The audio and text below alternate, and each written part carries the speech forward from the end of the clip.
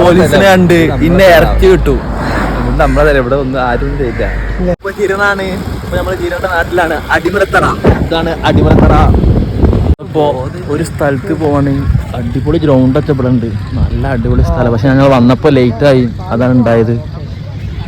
ചിരന്റെ നാടാണ്. പക്ഷെ ഇരുട്ടായി. അപ്പൊ ഇനി ഫോട്ടോ ഒന്നും എടുക്കാൻ പറ്റില്ല. അപ്പൊ ഞാൻ ചായ കുടിക്കാൻ പോവാണ്. ചിരണ്ട്, ജയ്സാപ്പി ഉണ്ട്. എന്നിട്ട് പിന്നെ ചായ എല്ലാം കുടിച്ചു. നല്ല ബീഫും പഴംപൊരിയും ഉണ്ടായിരുന്നു. എന്നിട്ട് പിന്നെ ജിനും സുനിലും എല്ലാവരും വന്നിരുന്നു അവിടെ.